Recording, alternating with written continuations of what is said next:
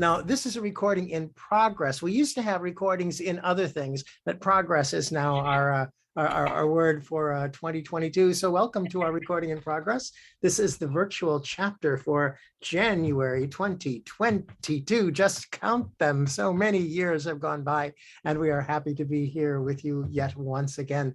And Karen has made a number of announcements already, but the kind that those of you who are watching on the replay, by the way, don't even need to know, because, for example, she might have told you where you could find the replay. Did you tell them that? I did. Oh, good. See, so now I know that those of you who are watching the replay have already done that, and you may have just intuited the answer, or perhaps you watched it first and wrote it down so that you could record it or watch it again later, because I know that Karen Gray, our guest this evening, is going to say some remarkable things that you are going to want to listen to again and again. So do know that you can see the replay whenever it is that you want to. And we told him you can get CEUs, by the way, and if you're watching on the replay as well, you can get CEUs for this. I know Karen did mention it, but just go out to the IACT or IMDHA website, or the website of whatever your favorite friendly hypnosis organization is, and tell them that you have spent some time with us and you think that you should be compensated in some appropriate way, and they will do that for you. Of course, you can negotiate for millions if you'd like to, but I'll bet what you're going to end up with is about, I don't know, an hour and a half of CEUs. But that's pretty good. Well, there you go. Yeah, an hour and a half of CEU. Well, tell them you watched it twice. Tell them that you listened to it in stereo and you think that you should get 3 hours. One for You each can speaker. negotiate any deal you want. Come on, you're a hypnotist. Negotiate it to your advantage. So, Karen, how are you? I'm just fine, thank you. How are you? Well, I'm just fine. I am so glad that it is a new year, because I I've decided, oh, go ahead, please. no, I am too. Yeah, and I've decided that since it's a new year, I'm going to change everything of my entire life. I'm going to make, I'm going to have a revolution in resolutions, and you know, and life will be different, because January 1st has come along and said that it's time to set a goal for myself. Might I be a little direct with you for just a moment? Go for it. I think you've made it too big. I think you need to chunk it down, get a little bit more specific. You just said you wanted to change everything. Well, I do. Let's start with some specifics, Well, I shall we? want most things to be the way that they already are, except with just a little more sparkle. Oh, so in other words, you don't want to change everything. You want to add sparkle to things, Everything. to everything. Is that your New Year's resolution to add sparkle to everything? Sparkle and brightness to the world, yes. So, for the rest of us, do you know what we already know by him telling us his resolution is to add sparkle to everything? The only thing we know for sure right now is that everything he has does not sparkle. That's right. But it was That's what we know inspired, it was inspired by some Christmas cookies. But there you go. If you can start any place, almost anything you change will change the perception of it, will it not? Isn't If that we right? then started talking about the sprinkles or the sparkles on the Christmas cookies, things would begin, everything would begin to change, would it not? I think so. So we're on the path to doing exactly what you want, change everything. Changing everything. And by the way, and sparkle is one of the important ways to change everything. I wonder if you know, because those of you who work with clients, I'm sure you've run into this. You know, people come in and they say, I want to, well, for example, I have chronic kidney disease. I'm not asking for sympathy. I don't care. I'm okay. I'm okay with it. I'm managing it. I'm managing it with a plant-based diet. And I remember that when I changed my diet, I was looking forward to a future of no meat. And I wasn't really, of course, right? But I was looking into the future, and what I was seeing was an absence of something that I really, enjoyed and thought that I needed, and oh, I'm going to miss that, and oh, that's going to be terrible. I had a client who came into me last year and said, I want to start working out more. I want to go to the gym. I said, well, tell me about the gym. Well, that's the problem. The gym is like dark and dingy and it's smelly, and and looking at this goal, and all that he could experience was something that was entirely unattractive. Now, look, you guys, a little more sparkle, right, would change that whole notion in terms of how he thinks about it. So the way that we represent our goals is so important to being able to move forward toward them. Like driving down the freeway and you see terrible weather ahead, are you going to speed up? Of course not. So somehow or another, to be able to see that vision and to see that there's something out there that I really want makes all the difference in the world, doesn't it? You may have already recognized that or recognized that we have been talking about resolutions, Michael and I. And I put this even in my monthly mailing this month about the way I look at it is when a client comes into me or I think I need a resolution, what we're really looking at is a resolution to an old problem. So we want to find out if someone comes in, I resolved to lose 10 pounds. My first question to them is likely to be, so how'd you put those extra 10 pounds on in the first place? Well, if they say, I eat too much or I'm snacking or whatever it is they're saying, that's where we learn where the problem is, where to work on. What put those 10 pounds on in the first place? Oh, well, during COVID, I started eating candy at night. So if we help you change that old habit of eating candy at night, will that take you to a different solution? Will that get you to the 10-pound weight loss? Why, yes, it will, because we've learned something from that. Yeah. So Oh, go ahead, please. I'm just saying we're looking for a re-solution. Everybody where we all are right now. That's the solution we already have to whatever in our life. Yeah. Right now all are at our solutions. Yeah. So if something isn't working for you and you need a resolution to change it or you want to make a change on it, what you're looking for is a different solution. I love the way Michael puts this, and I didn't mean to cut you off a moment ago, Michael, but I love the way he puts this, and I don't know that I can ever quote it quite accurately. When you reach a conclusion, you stop thinking. Yeah. Please do that. Is that the That's quote? exactly right. That a conclusion means we have concluded something. And the only thing that I can see that has been concluded when someone has come to a conclusion is the thinking process itself. That means we're done, right? We've got this figured out. See, by the way, I love what you said because I'm thinking my client says, or that this is a resolution we're saying, right? So the client says, here's what I want. And I'm like, how did you solve that last time?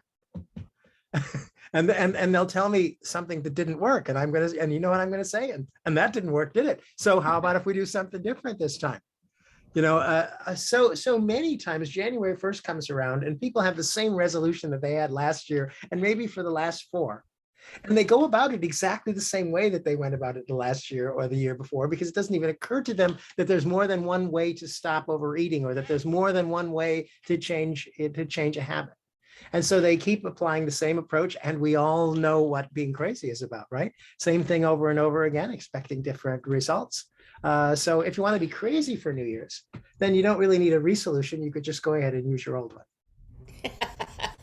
And we all know that some of these conclusions or solutions that people have arrived at have been handed to them as suggestions, often in the form of a television commercial.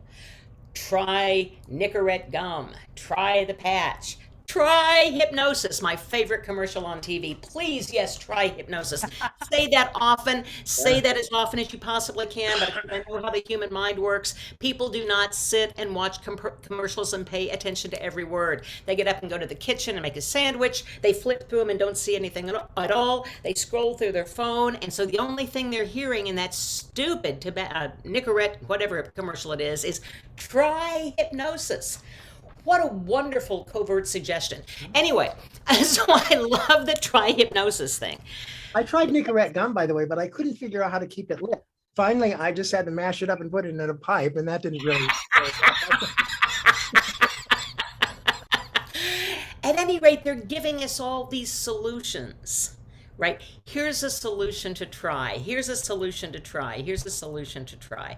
And so when our clients are telling us these solutions, this solution did not get me what I want, or it got me what I wanted then, but I want something different now, we're looking for a re-solution, a different solution, another solution. So anybody in the group want to share something about your resolutions where you're looking for a re-solution or a new solution? Yeah, of course, you'll need to open up your microphone to do this. Feel free, open up your microphone. If you've got a resolution you want to talk about or something to say, go ahead. Don, did you just open your microphone to join us? I opened my microphone. Would you like to join us? You have something you would I want think to I'm say? here, aren't I? Okay. I thought maybe you had something you wanted to say. No, I don't make resolutions. That's what I've heard you say before, earlier Um, today. I mean, first of all, I kind of like things the way they are. But if I do need to change something, I'll do it whenever it is. So Well, and by the way, you don't need a resolution if you solved it right the last time. Well, that's great. Also true. If you I jump, solved it right 15 years ago. So I'm guessing mean- you married your lovely wife. well, I did. That was 44 years ago. Oh, okay, okay. That's when you solved your problems. That's all I needed. That's right. What more is there? But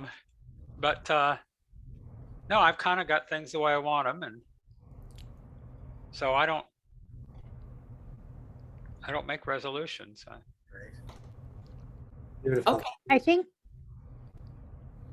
think the thing that draws people to resolutions, specifically New Year's resolutions, is that for a lot of people, they struggle with where that first step, that it seems like it has to be some event.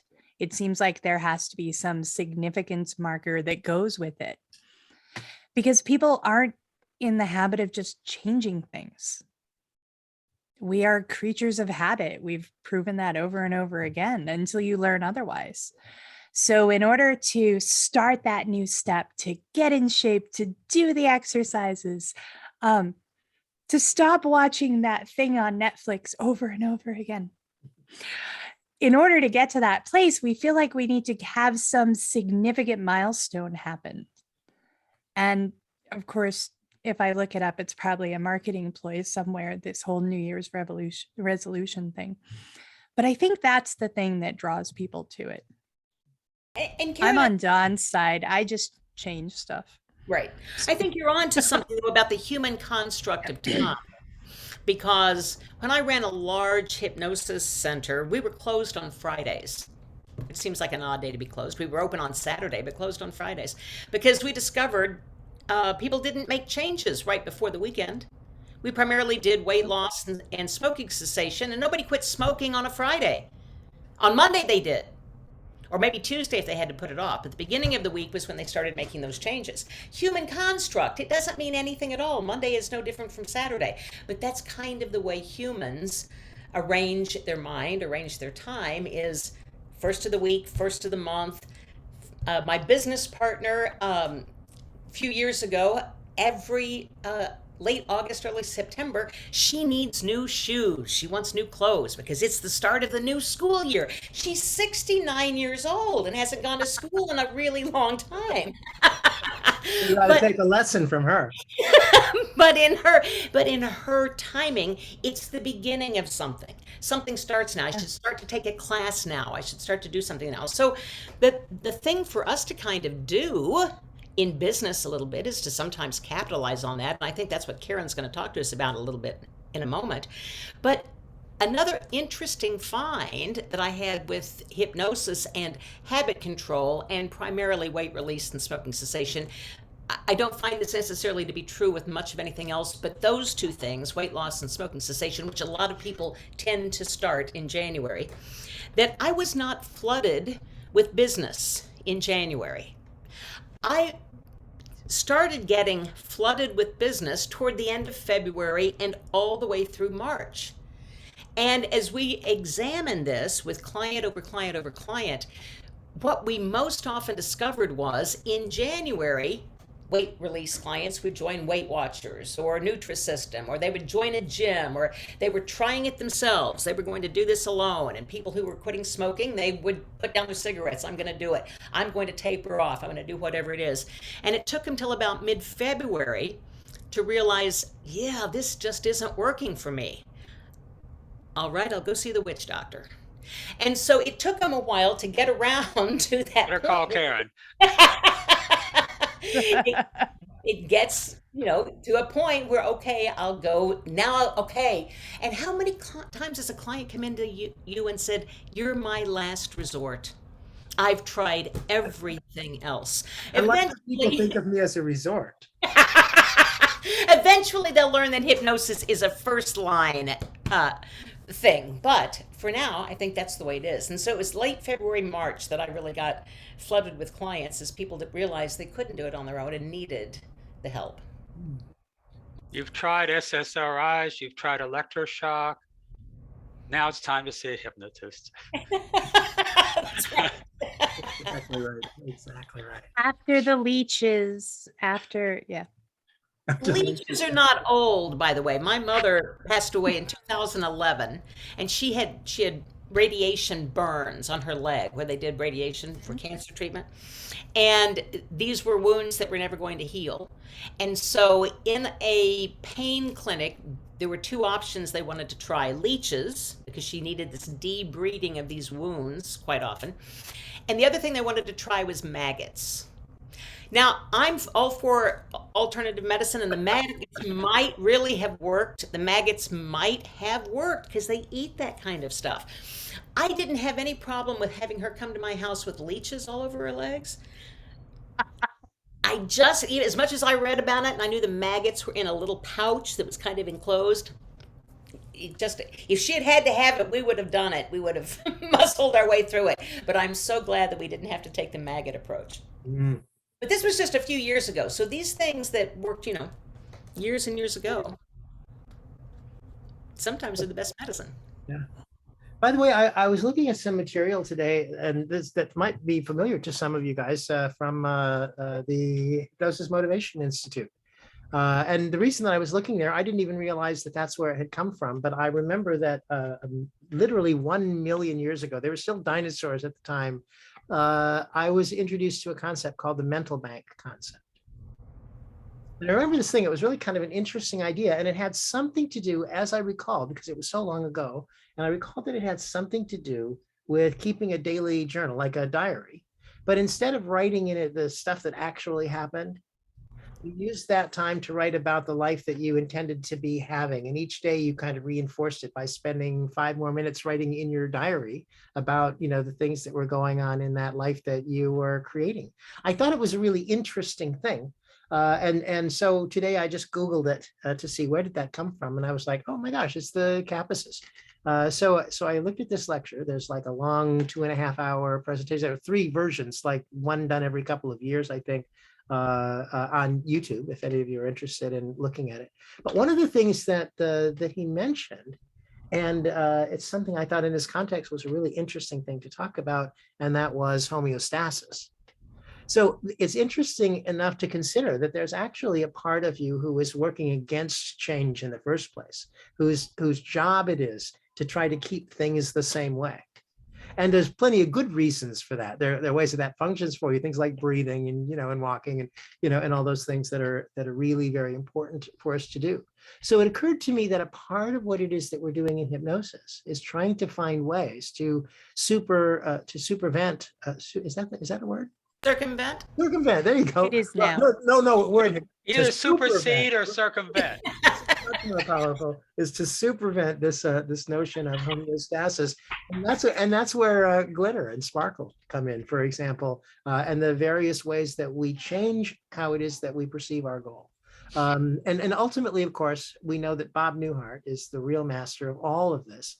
And if your client says to you, I'd like to stop smoking, you ask them if they stopped smoking last year and they said no. And you say, well, I've got advice for you this year. Just 2 words. You can write them down if you need to. Stop it. The thing that I think we know as hypnotists, right at the front of our mind, or whether we know it somewhere in the background, is that change is what we're up to. The change is in fact possible. The change is available all the time.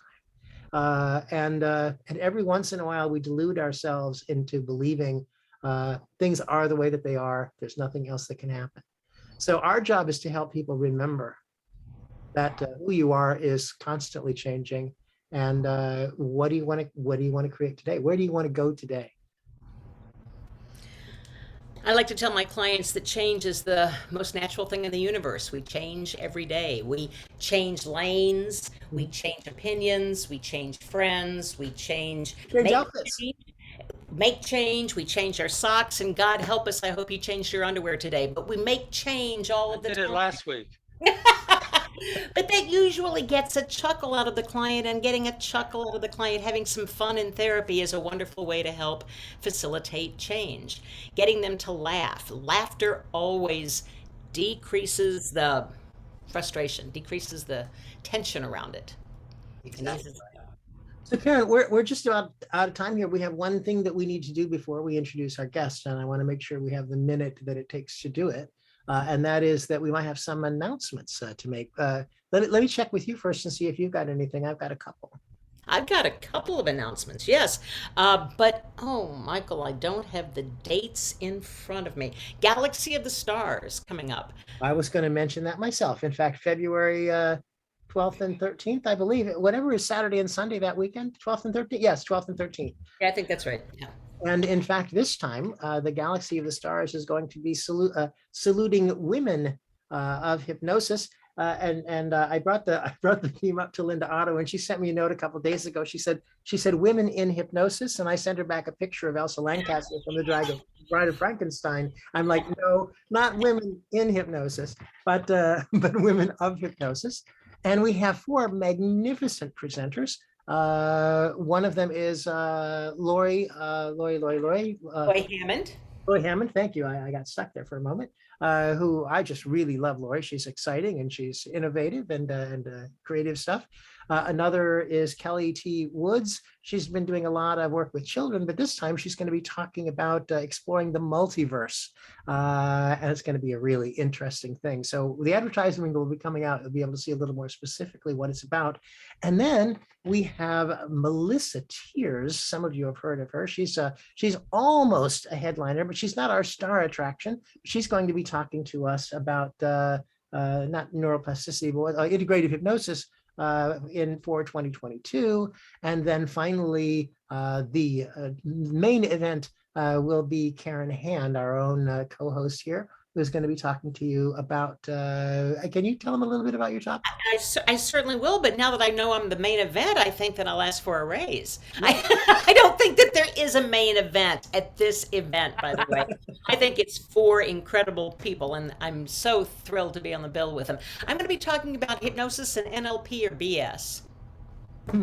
It's just BS, both hypnosis and NLP or BS. Yep, that's exactly. I will explain a little bit more about BS, meaning belief system. It's all about the belief system of your client and your belief system and how those things mesh together and how you dance to a resolution. How is that for closing a loop? All the way full circle, comes around and around and around and around it goes. And where it stops, nobody knows. But there is one more thing, and that is the board certified hypnosis program is this coming weekend, Saturday and Sunday. For more details about that, you'll need to contact the folks at IACT, IACT.org. That's where you would register for it if you have an interest in being a board certified hypnotist. And that's a course that is run by yours truly. And I'm really looking forward to that weekend. So, wow. Quickly, can I just say, Melissa had a very funny post the other day. I don't know if anybody saw it, and I don't remember which Facebook group it was in, but somebody posted a meme that said something like, you can't uplift the world and at the same time swear at your clients. And Melissa's answer was, yes, you can. I'm surprised it wasn't. I wasn't F. Yes. Yeah, I know. That's lovely. Yeah. So anyway, I think this is going to be a really special Galaxy. By the way, back to that, I'm so looking forward to it. And I just want to slip in one promotion because I know Karen's going to talk to us a lot about promotions and how to do this. I just want to make sure that we pre-promote the IACT IMDHA conference in Orlando, and that's May 13th, 14th, and 15th. So put that on your calendars and be prepared. Live and in person is the plan. And in the next week or so, you all will get, at least those of you who are members of one of the two of those organizations, will get an announcement about the presenters series coming up. We haven't established the day yet. I think it's going to be Sunday evenings, but we are not entirely sure. And that is, as you know, ending about a month before the course, before the conference, rather. We have 5 weekends, or 5 evenings, rather. And on those weekly evenings, each has 2 presenters, and they're the presenters that will be doing pre and post programs at the conference to talk about the programs that they're doing. And it'll be out here sponsored right on our call letters, Karen, the very same login as the virtual chapter. Yes. So feel free to join us for that, and watch for the upcoming announcements with the details. So I have been teasing Karen Gray a little bit, promoting. Michael put this whole thing together, and I am just thrilled. So do you think it's time to move into that segment of our programming and get to the meat? I think that's Karen Gray. Did you just call me meat? I was going to say, blessed are the meat. For Yeah. But it's an expensive fillet, so enjoy every tasty morsel. There you go. Damn right. So let me just say, by way of introduction, and I apologize for not doing a lot of research in order to say all the fancy stuff, but I figured that, Karen, we're going to ask you a couple questions in a few minutes so you can tell us a little bit more about yourself.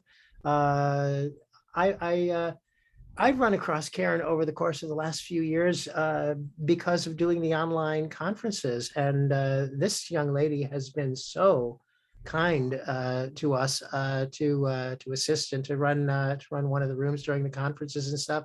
The first time I contacted her about it, I don't think we even knew each other, and she said yes so readily and agreeably, and I was just appreciative, and did such a great job, for us all. So that we love you down here, and I just happened to see a couple of weeks ago that you were going to be talking at Hypno Thoughts Live about the elevator talk. And the first thought that I had was, I guess maybe it's because of where I live, but I haven't been in an elevator in years. However, what I know is that there are many occasions, not only in elevators, of course, but in business meetings in various places where people say, stand up and just tell us a little bit about who you are, what do you do, and that being able to present something meaningful in a short period of time. So that's one of the things that interested me in talking to you. But I think we would like to hear any insights that you have about about promotion, about building your business and stuff. But let's just start out with the basic demographics in a sense of let us all know, who is Karen Hand? Tell us about your practice and what it is that you've been up to in hypnosis and how you got here in the first place. I'd be delighted to, but I think we ought to feature Karen Gray. Yeah. Oh, I'm sorry, that's who I meant, of course. Did I say Karen Hand? Of course you did, Karen Gray, Oh. who I've known since It's my turn. she was a baby hypnotist, just beginning to build a business, and now she's got a conglomerate. Tiny, small. Go for it. I don't know about conglomerate. Go for And it. yes, when I was a tiny infant hypnotist, I adopted, where are you? Karen Hand to be my mentor supreme. And I appreciate every bit of her. So who is Karen Gray? My background is in nursing. And when I first discovered hypnosis, and that's not an exaggeration, it was never anywhere on my radar. Hypnosis was the guy at the county fair that I didn't stop to do because there were other things. And so I had been a nurse for probably about 10 years when I discovered that hypnosis was a thing.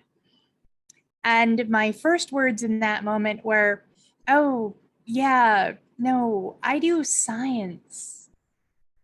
I do things like evidence-based practice. No. And I love this story because the very next thing that happened was I was hypnotized. And it was the coolest thing that has ever happened, ever. I don't know how many people work with convincers. This induction and it was my partner, John, who was hypnotizing me. And he did the stiff arm lock. And he did it really, really well. And then he left me there. And it was increasingly frustrating because that suggestion that if, as long as I keep trying harder to bend my arm, it will keep getting stiffer. And it did. So the whole time my science brain is mapping out the anatomy of the tendons and muscles in my arm, and I can't freaking move it. And that was my origin story. This is the coolest thing ever. Nice. And all of this excitement builds up. And yes, I want to do this. I'm going to go learn hypnosis and I'm going to be the best nurse that ever walked the planet. And I took my certification with Jason Lynette. We drive down to Virginia, where it's warm, and have a wonderful time. And we're probably about halfway through this course when I have the second most important light bulb moment of my life. I look around the room and I look at Jason, and out loud I go, "Oh, you mean you can just be a hypnotist?" Like, you don't have to be a person who does this and hypnosis. You can just, oh my gosh. So now I'm off to the races. I had clients booked before we got back to Vermont after the end of the course. Of course, they were friends and people I knew and coerced into sitting in this comfy chair for a little while. But it was those are the moments that brought me to where I am today. And what I want to share with you in the time I have, if it's okay, is how to take all of that excitement and all of that passion and translate it into something somebody else can comprehend in a bite-sized piece that makes them go, "Oh, I need that." But even better, because the topic is that elevator piece, speech, the elevating speech.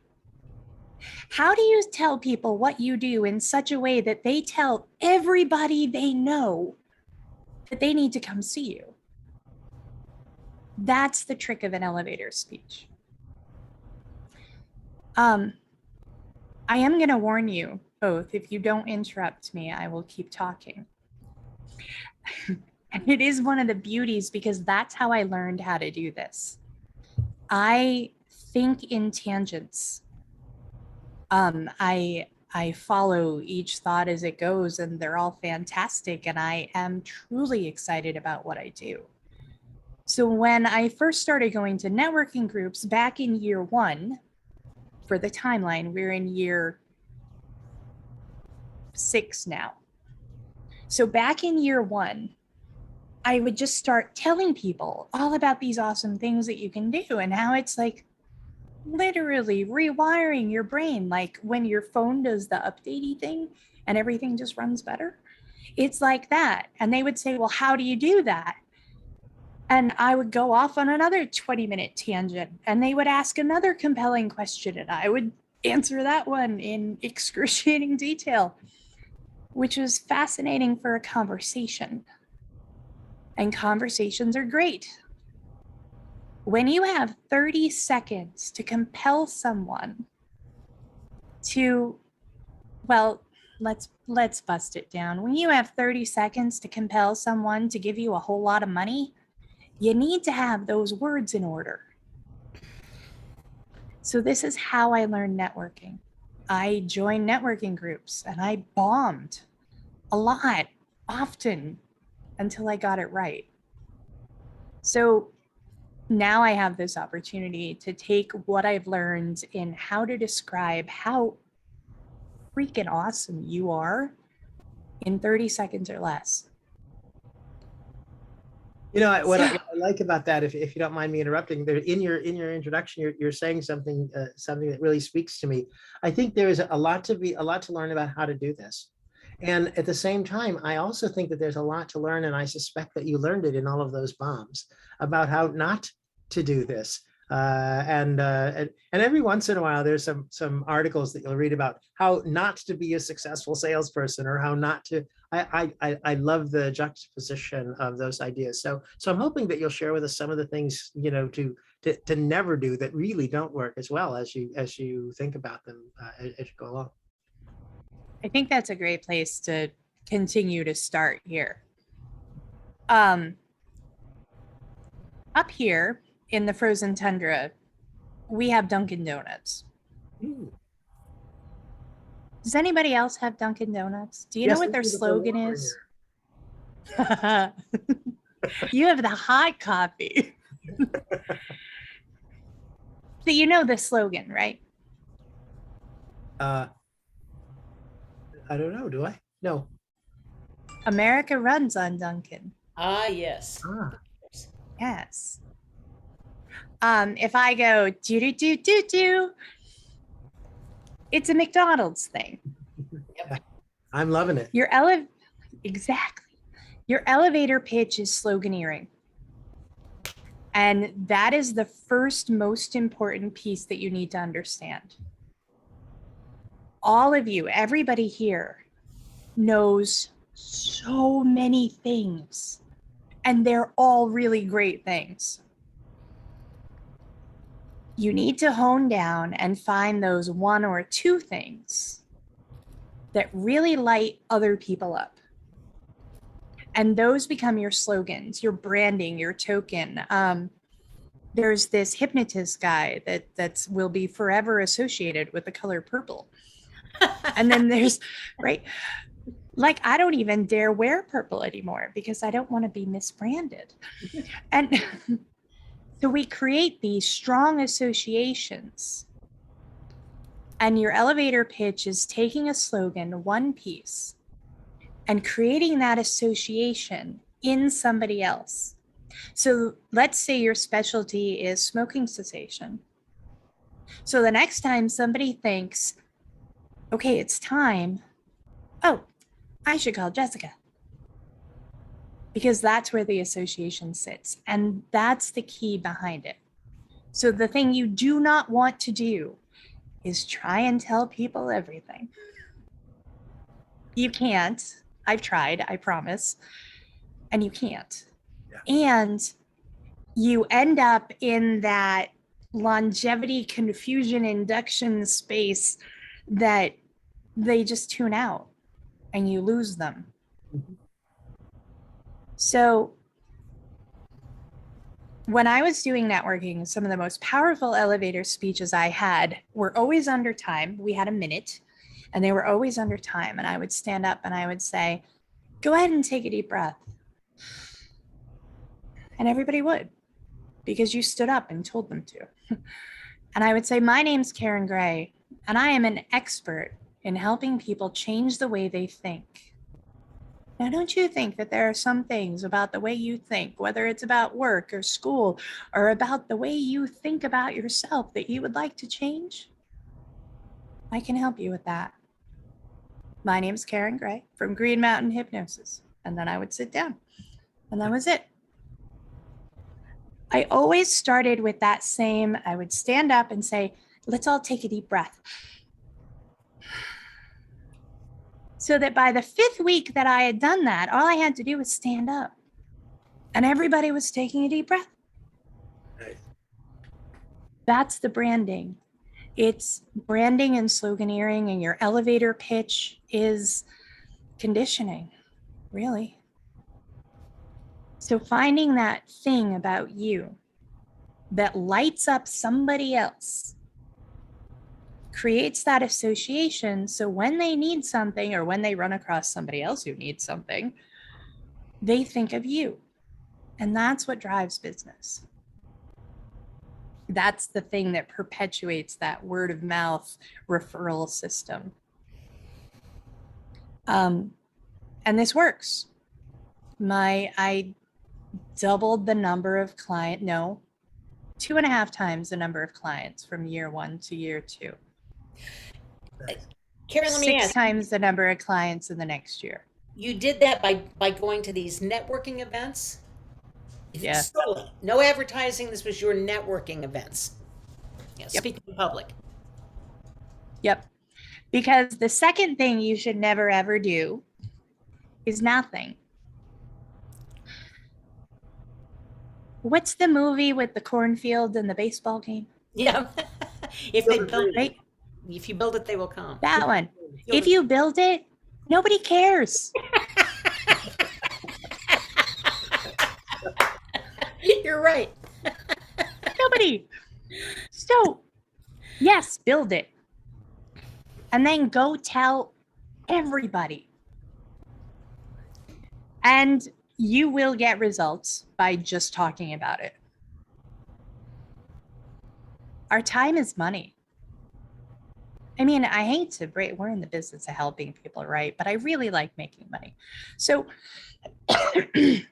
we have to bring it back to the business aspect of it. Is it a better use of your time to give 12 people a concise, powerful message, or to ramble on to one person until they politely excuse themselves? Yeah. So I would love to, I'll talk more about it when we do this at Hypno Thoughts, because that's going to be one big workshop session. What do you do? Tell me about that. Introduce yourself to me. And how does it feel when you do it? Most people have that self-awareness when they get to the point where they're rambling. It's like, oh, I'm rambling. Oh, I'm losing them. Because you've established rapport, and there is a feeling when you establish rapport, and there is a feeling when you lose it. And a lot of people can be aware of that. So keep it short, keep it small, make an impression, spark that light in somebody else. Karen, That same one that you carry around. there's something that I really appreciate about what you're saying, and that is, first of all, that and in the context of the business of the networking meetings, this is absolutely correct. I mean, your task is to introduce yourself. You're asked to introduce yourself. And what some people do, I think, with hypnosis, and this never works for me, is that they think that what they need to do is they need to explain hypnosis to somebody, and to some degree, if they try too hard, I'm going to wonder who it is that they're trying to convince. That somebody's trying to give me a hypnosis course in the next 3 minutes, when all I said was, "Hi, what do you do for a living?" Exactly. That would be number 3 of things not to do. Yeah. You're not selling hypnosis. Guy, some of you know Antonio Perez, who's a friend of a whole lot of us. We all just love Antonio, and he's out there in the community, and everybody knows him. But for a while, he was sort of trying to pick up a side hustle as a copywriter. His hypnosis practice wasn't doing what he wanted to do, and he was working as a copywriter. And he contacted me one day and he said, "What do I have to say to people in order to convince them that I'm a great hypnotist?" And what I said was, "Antonio, how about if you just become a great hypnotist and then just talk to them?" And Yeah.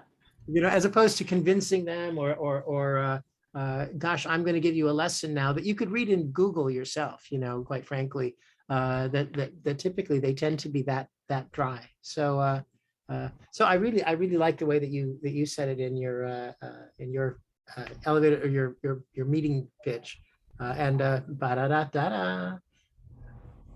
Exactly. Now, if I stand up, you all take a deep breath. That opening line of "I am an expert," that originated out of me needing the ego boost.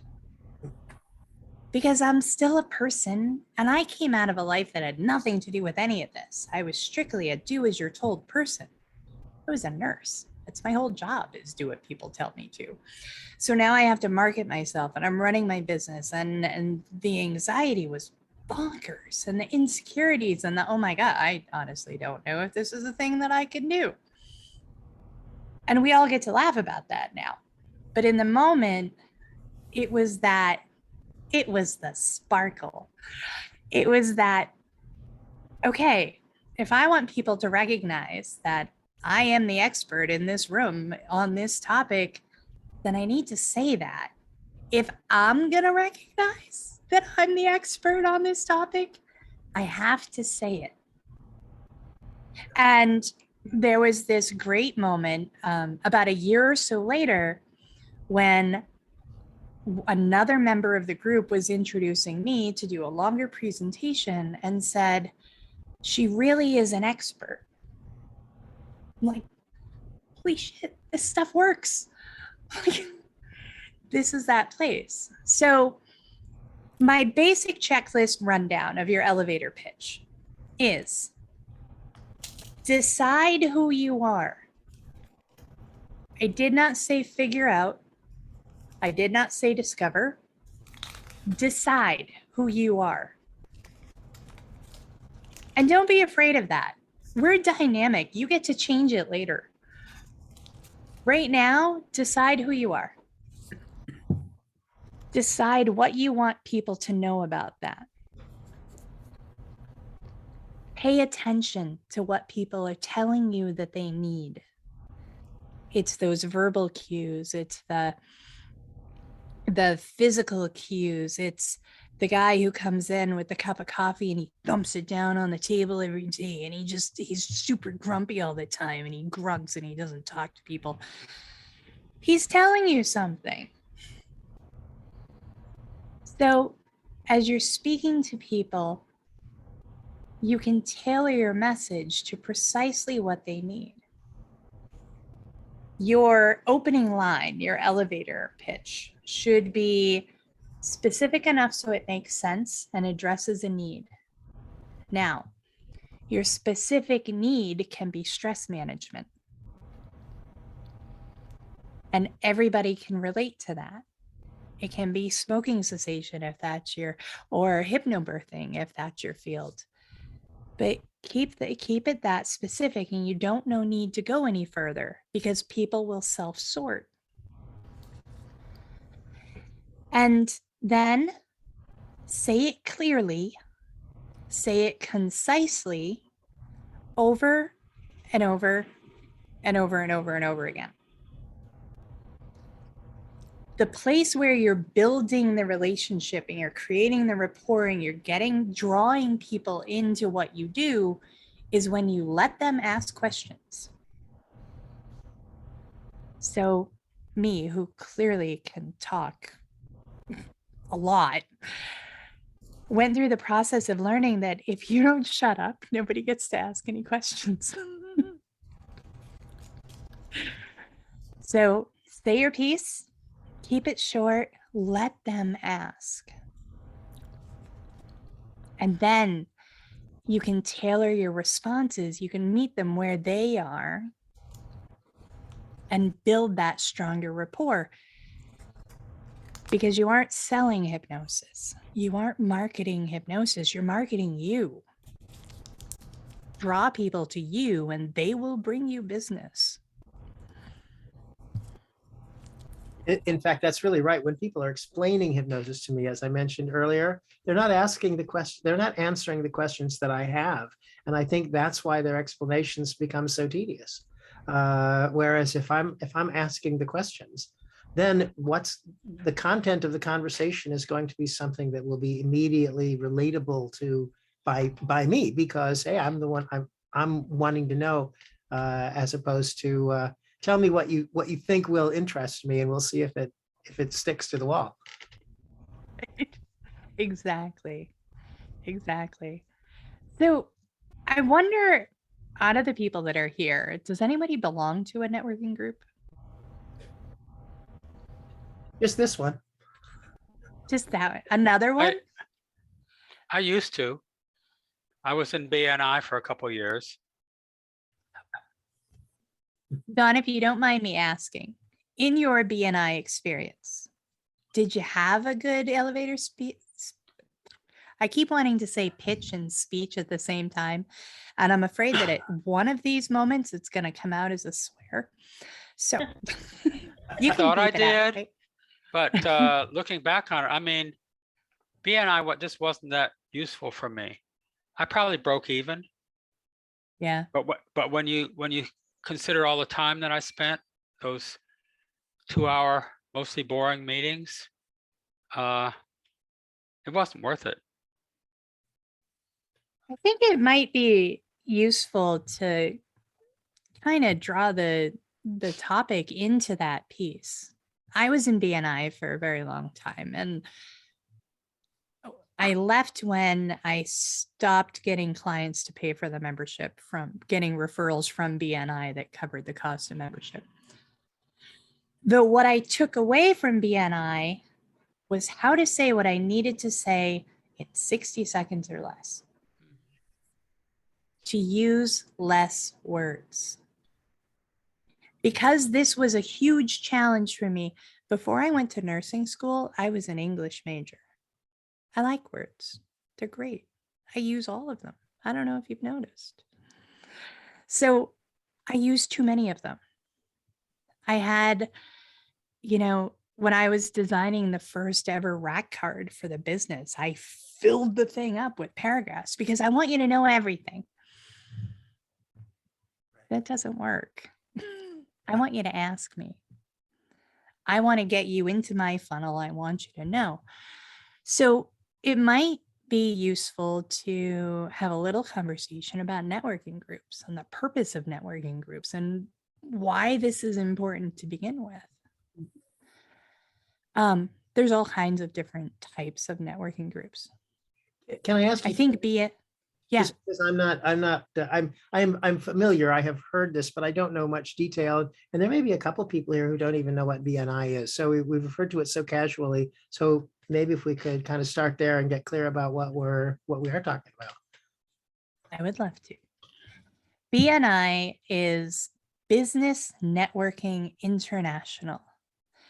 And it was founded by a man named Ivan Meisner, who had a brilliant idea. He wanted to build his business. And in order to do that, he had to tell people about what he did. So he started inviting bunches of business people over every week for breakfast and coffee. And everybody would go around the room and talk about what they did. And then people were starting to start their own little casual breakfast groups. And the genius that Ivan Meisner is said, holy cow. And he structuralized it and he marketed it and he sold it like Amway. And it became a franchise. And now it's a bajillion-dollar business out of people getting together and talking about their business. It's one of those ideas you wish you thought of. They even pay for their own breakfast. They do. It's crazy. And room dues and your membership fee, and you have to buy your book and your name tag and it's so brilliant. It's ludicrous. So as a member of BNI, the goal is to build your business. And you build your business by business networking. You meet other business people who know people that might need your business. That makes sense, right? That's networking. So it is a formal, structured group with rules about who can talk when and when they can talk and how they can talk and how long they can talk. And there are room dues and there are membership fees and there are other dues, and you are expected to have one-on-ones throughout the week, and you're expected to have so many of them to be a good upstanding member. It's a lot of work to be in this particular group. And I realize that I might sound a little disparaging. BNI is not a bad thing. It's just a lot of work. And I have reached the point where I don't want to do a lot of work anymore. So because of that structure, so we have this room full of people, and the moderator, the president of that chapter, is going to introduce it and read the rules. There's an education presentation that's 3 or 5 minutes long. And then one by one, everybody goes around the room and has 60 seconds to get everybody to pay attention. And it's a great illustration of why it's so important to be able to do that. Because if Mary Beth is the next person that's going to speak, I guarantee that 15 seconds into my elevator pitch, she's getting ready for hers. Right? It's not against you, Mary Beth. I do the same thing. We all do it. That's how we work. Like, oh, crap, I have to talk and let me think about what I'm going to say. So most of your message is lost. My hook, my attention grabber was that place of take a deep breath, because that got everybody to stop. And I could have said anything after I am an expert in helping people to be able to change their minds. I could have said anything. I could have talked about potatoes and fish, because that's the only part that they heard. Karen, let me interrupt for a second and just throw in, Stephanie has a question in the chat box about she wants to join some networking groups. She'd like to know about some good ones that you know of, if you know of good ones to join. I know good ones here. Networking groups tend to be, or before the age of, Zoom, networking groups tend to be very regional. So I can tell you, Stephanie, where to search. Meetup.org is a fantastic little website where people create their own groups based on interest.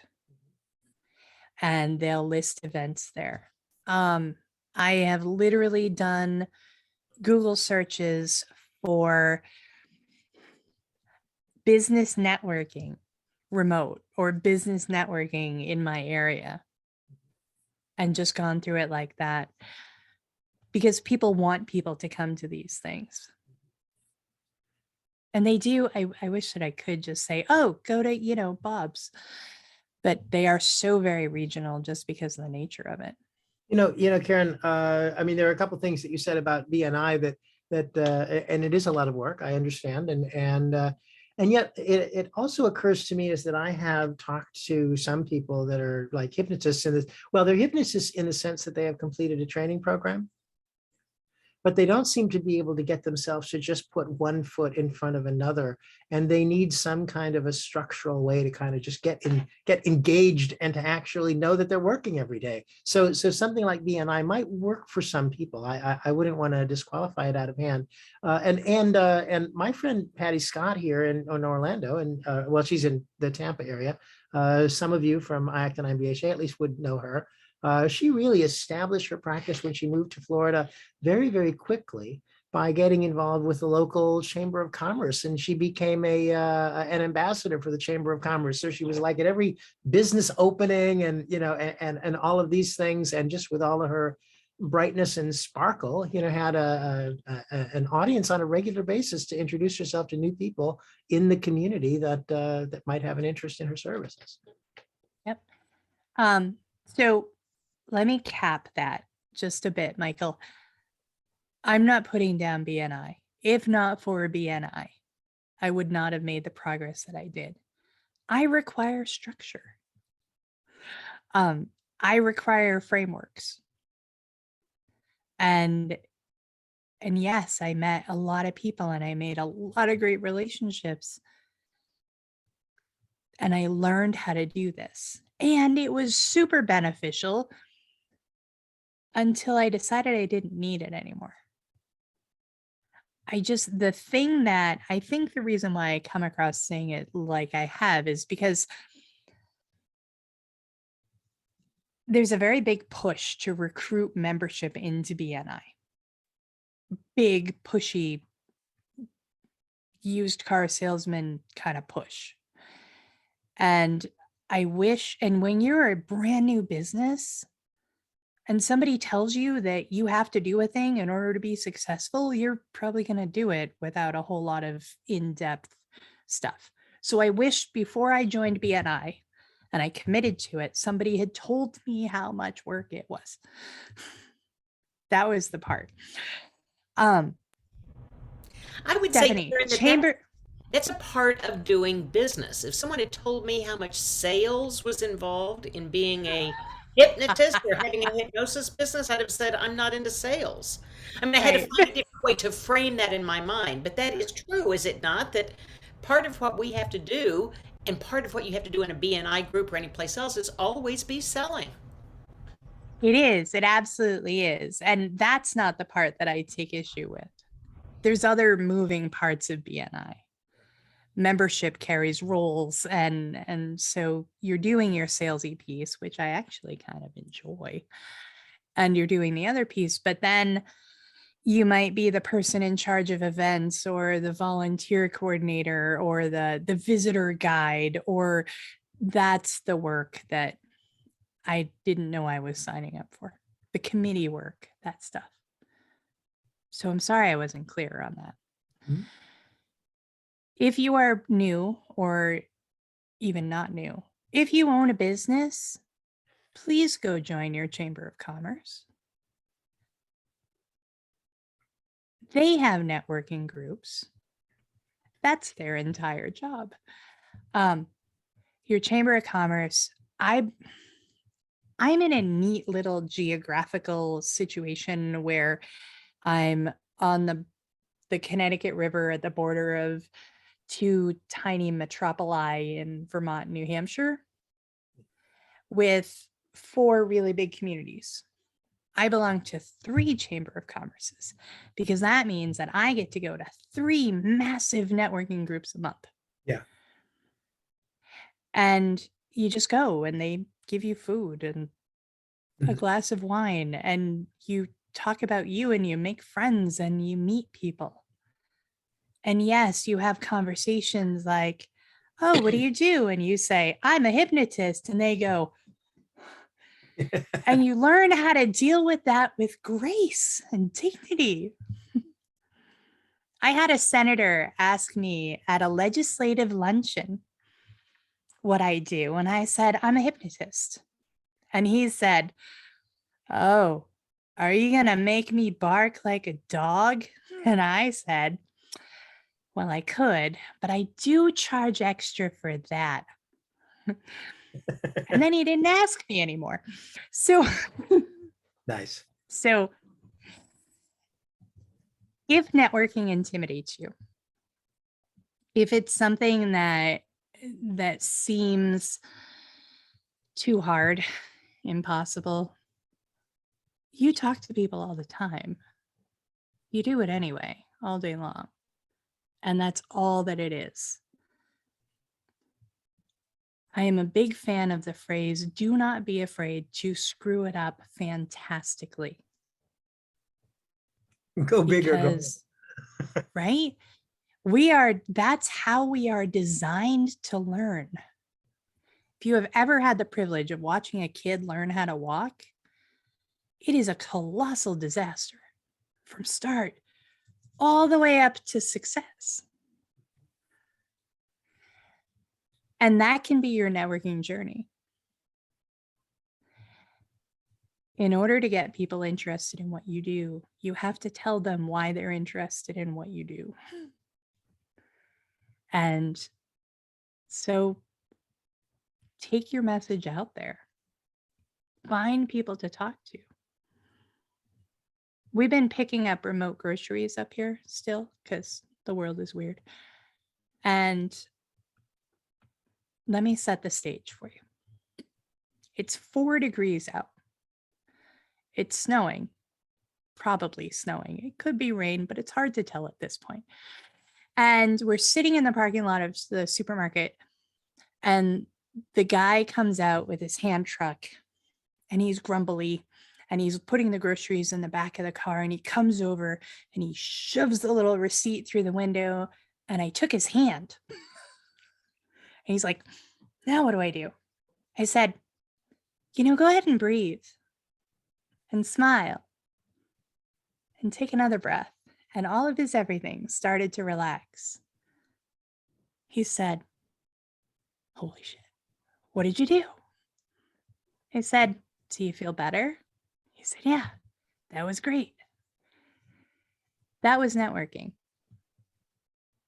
Now, all I had to do was add the tagline to it. I'm Karen Gray. I'm an excellent hypnotist. I'm an expert at what I do. And my name would have been tied to that feeling forever.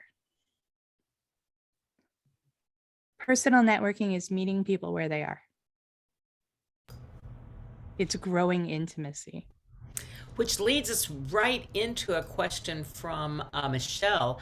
Have you had success reaching out to local chiropractors, massage therapists, naturopaths, people like that? Yeah, absolutely. How do you do that? And those are, so I have done it a couple different ways. I'm the trial by error girl. When I first opened the practice, I made a spreadsheet of every practitioner in a 25-mile radius of my office. And I wrote a letter. And I put the letter and a business card and some other information in an envelope, and I mailed them out to everybody. And that did nothing. Absolutely nothing. Yeah. What did work was going to their office. Just walking in, as brazen as that sounds, walk into the office. Oh, hey, I was looking for so-and-so. I happened to walk by, as cliche as that sounds. I happen to be in the neighborhood, and I just wanted to introduce myself because I'm really intrigued by what you do. Yeah. Nice. And because almost everybody else is just as passionate about what they do as you are about what you do. Now you're their favorite person on earth. You're talking to the practitioner or the receptionist? Practitioner. How do you get to do that?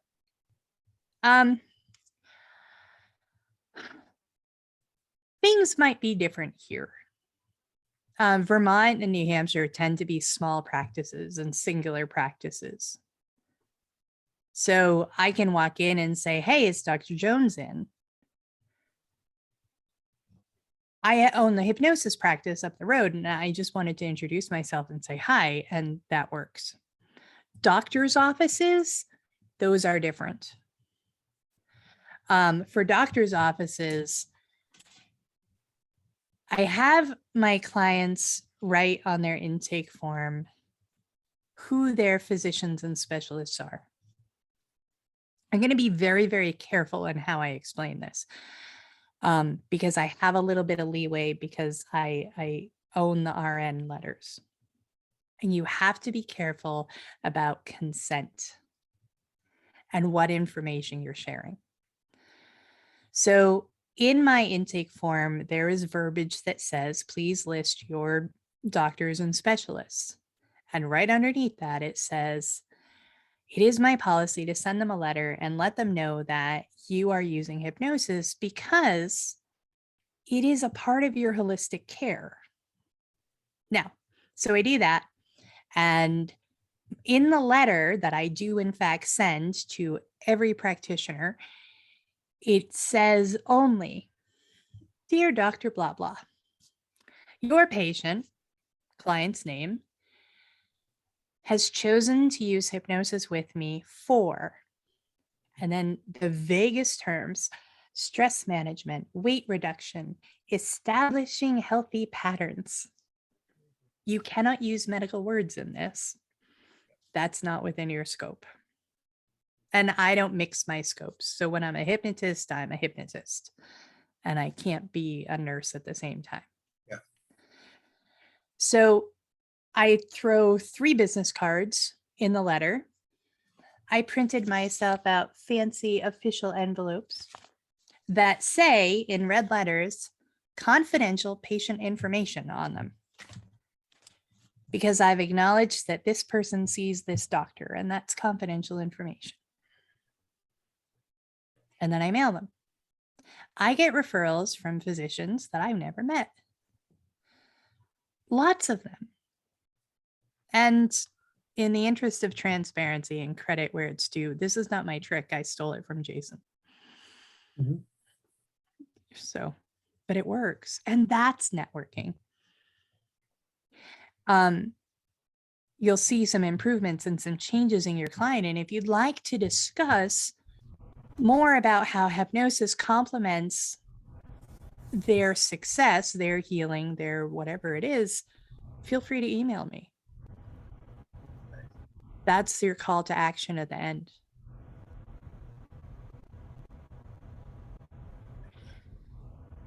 I What I have a else? similar experience, and not so much in terms of the promotional end of it, actually, although indirectly, your letters to professionals get referrals from them for other patients of theirs.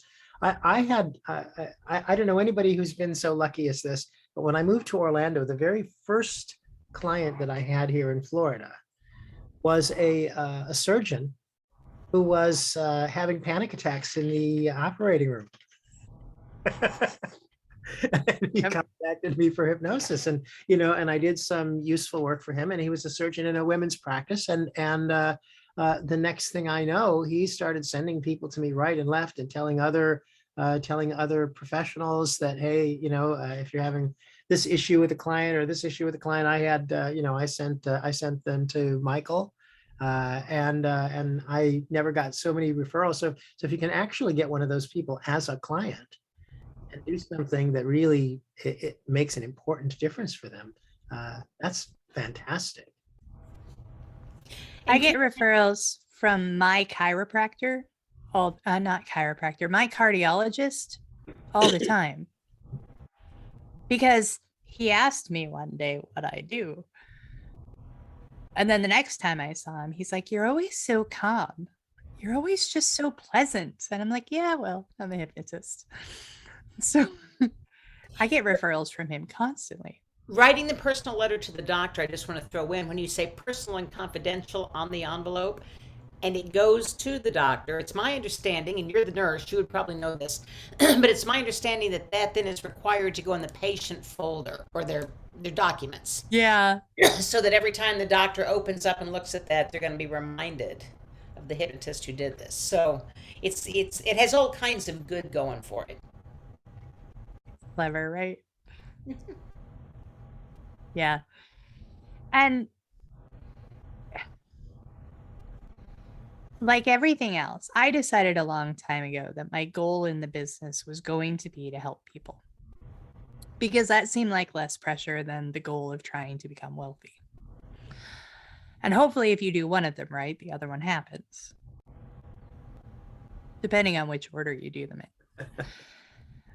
in. So in networking, what is your goal?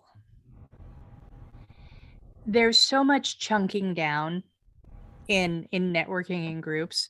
Like when you go to these Chamber of Commerce events, there might be 150 people there. That's too many. That's just a lot of people. And they're all going to be engaged in their own conversations, and you're not going to get a chance to talk to everybody, and you're going to get tired, and you're going to be displaying the pressure that you put on yourself instead of the confidence that you have in your skills. So go in with a plan. I used to pick 3 people out of 150. I would pick 3 people that I really wanted to connect with, that I wanted to have a 5-minute conversation with, depending on, I don't know, whatever I was thinking about that week, to be honest. So it might be the chiropractor that I haven't gotten to really get to know yet. It might be the new massage therapist that moved in down the street. It might be the insurance agent who is just standing there like one giant ball of stress. And I would say something slightly different to each of them, because individual networking means you get to meet them where you are. The chiropractor, we would talk about pain management and getting people to relax enough to get the changes that the chiropractor was trying to make. the massage therapist, the same kind of deal, you know, who do you see? Who do you know that needs X? Who do you know that needs stress relief? Who do you know that needs help managing their time?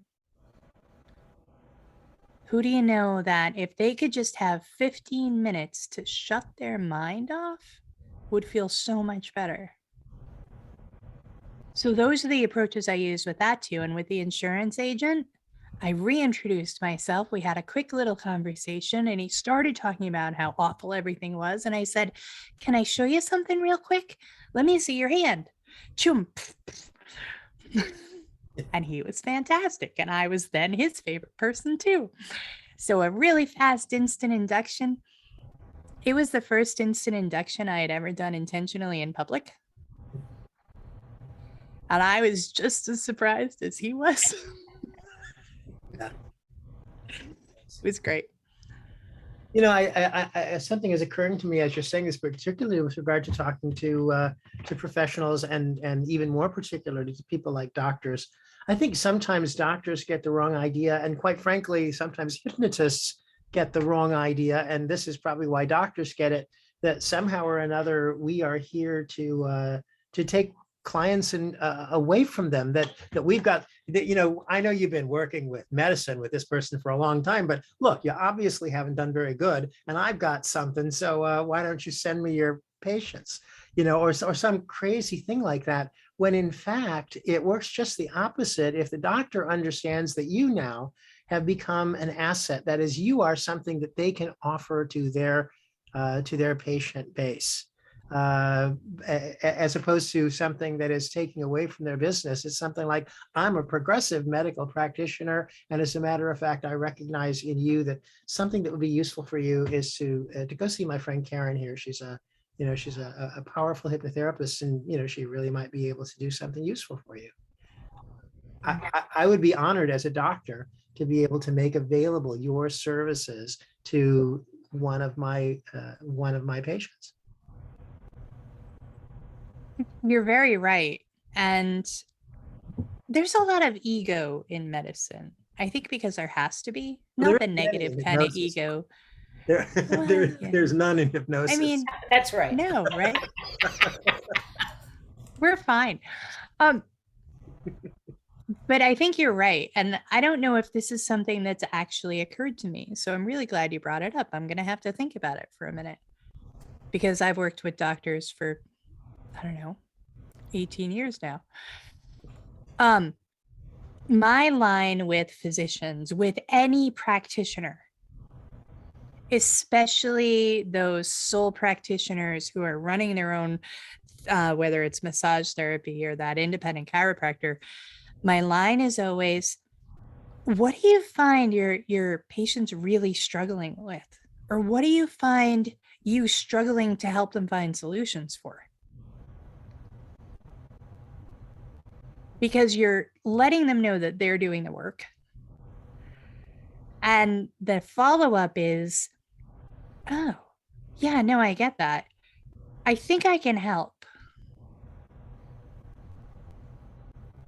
I think just by these couple quick sessions and throwing out these ideas, that we can help them to be more compliant in their diabetes regimen, that we can help them show up for their appointments. You know, we can get the bottom of this so that you can do your job better. That's the bottom line when working with doctors. The other thing is, doctors are not opposed to making referrals. Doctors are very used to making referrals. A doctor will refer, a primary care physician will refer someone with an irregular heartbeat to a cardiologist. The cardiologist, if they don't like the breathing, will refer to the pulmonologist, et cetera, et cetera. You can become a cog in that wheel. If you let these doctors know, I can help you. You can use me as a referral source when you've got a client who just won't quit smoking, when you've got a client who has no idea how to relax, when you've got a client with IBS or fibromyalgia. They love to get rid of those clients because there's no good medication to deal with the issues. And so if they can refer them to somebody else and we actually can help in those areas, then it's really good for them too. Because when the patient goes back to the doctor and says, oh my God, yes, I feel so much better, the doctor has made a successful referral. It's not that they quit going to see their primary care physician or their cardiologist. They thank them for making such a great referral. So we're not, Yeah, we're all in line together. we So- are. Recently I got a referral from a psychiatrist. Somebody who has panic attacks, very anxious and so forth. And I was thinking, how does this psychiatrist know me? Well, there was something about her last name, an unusual name. And I realized that I had a client with that name like 6 months ago, and I'm not sure, it could have been her son. Yeah. So I'm trying to find out. Yeah. I sent her an email, thanking her for the referral. She sent me an email back saying, when things open up, I'd like to talk with you about what you do. Right. Nice. So I think so I'm wondering if that is indeed her son, and it's Yeah, cool. yeah. So Karen, I just want to warn you because I don't want to miss a word of what you have to offer us. We only have about 5 minutes left. So if there are questions, this would be a good time to either put them in the chat room or to ask them. Yep. And if there's something else, a final piece of wisdom that we need to know before we move up tonight, I'd love to get that from you. you actually made me think of something, and I'll be quick, I promise, which has nothing to do with the topic that I came here to talk about. But it's about the language hacks, those magic words. We all use the word referral, meaning somebody is sending us business. In many circles, especially in managed healthcare, referral means something very, very different.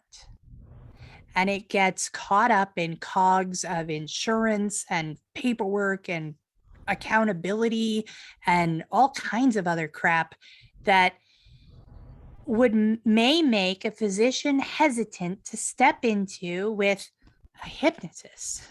What's the So- better word? Here, why don't you, if you run into these people, like that guy that just can't quit smoking, why don't you give him my card? I can help. And it's just that. Because there can be a different connotation. Medicine is its own language, and the words that we use in everyday language mean something totally different over there. Yeah. And referral is one of those things. So rather than, I would love if you would send me referrals, how about, well, if you come across this again, well, here's some of my cards. Just have them give me a call. Nice. Thank you for that. That was a definite piece of wisdom. There you go. Thank you. Yeah, and we are 3 minutes away, by the way, from the end of the hour. It's gone by so very fast, Karen. I can't tell you. I'm thrilled. I'm having a great time. So, any last questions? Now is a time to put them in the chat box, or forever hold your peace. I have an important question, and that is, if we want more information or need more information or want to contact you, Karen, how do we do that? You can, I'll put my email in the chat, and you can also find me at greenmountainhypnosis.com. I run a fully remote practice because I like it and it works. And I also do coaching and mentoring and, helping people stuff. We help people. I've heard that somewhere. I have one last little question for you, Karen, only because this came up earlier and it didn't occur to me to ask until just now. You run a fully remote practice. We were talking about networking groups, and people were saying, where are they? And you were saying that they're local and they're regional and things like that. are you aware of, and I don't mean to push you on the spot at the last minute, but are there networking groups that are online for people who work online and aren't confined to that local community? There absolutely are. And I don't have anything right off the top of my head. It's been a little while since I've done it. Is If you, it's Googleable. okay. Okay. Yeah, good. That's a new word. Online, I like it. It works. Googleable. Online networking groups. Cool. Yeah. But when you do that, you want to let them know that you're in the US. If you said, didn't you wish you had thought of it? If VNI doesn't have an online version, then it occurs to me that VNI is something that we should get started tomorrow. I know. It's brilliant. Sell subscriptions. It's genius. All I right. can't thank you enough. I've had a wonderful evening. I hope that I've given you some pieces, some things to think about. That was my goal. Mhm. I didn't come in with a structure. I didn't even write notes. Out of no disrespect, but so that you get the idea of, even if you are a person who thinks 7 lines at a time, you can be successful in connecting with people. That's great. That's great. And Karen, could you do us a favor? And I know you said you'll type it in the chat room, but the chat room will disappear in a minute, and people watching the replay will never see it. So could you also tell us your email address? My email is Karen Gray, KarenGray at greenmountainhypnosis.com. Another beginning business tip: your email address and your website name are forever. And if you don't want to type all those letters out for the rest of your life, think about that. We all learn. Mine has a hyphen in it. Right. All right. Well, ladies and gentlemen, it has been great talking with Karen Hand. And Karen, don't go away, because And Karen Gray as well. I'm sorry, Karen Gray, yeah, as well. I was saying, and Karen Hand, please don't sign us off just yet. What I want is to let everybody know we get an opportunity to send Karen off with our cacophonous blessing. Those of you who have been around regularly know what I'm talking about, and that is, we will invite you all now to open up your microphones so that in one last wave of love and affection, we can say goodnight and thank you to Karen. And we'll look forward to seeing you next month. By the way, who is our presenter next month? Anthony Gitch next month, looking at the control system and other things. He's got a great technique he's going to teach us that we're going to be able to use right away. So we'll look forward to seeing you all next month, and everybody signs up. So thank you, Karen. We really love you. Thank you. Thanks, Karen. It's very Thanks, interesting. Thank you very much. Thank Love you. you. Talk to you soon. Good night, everyone. Good night.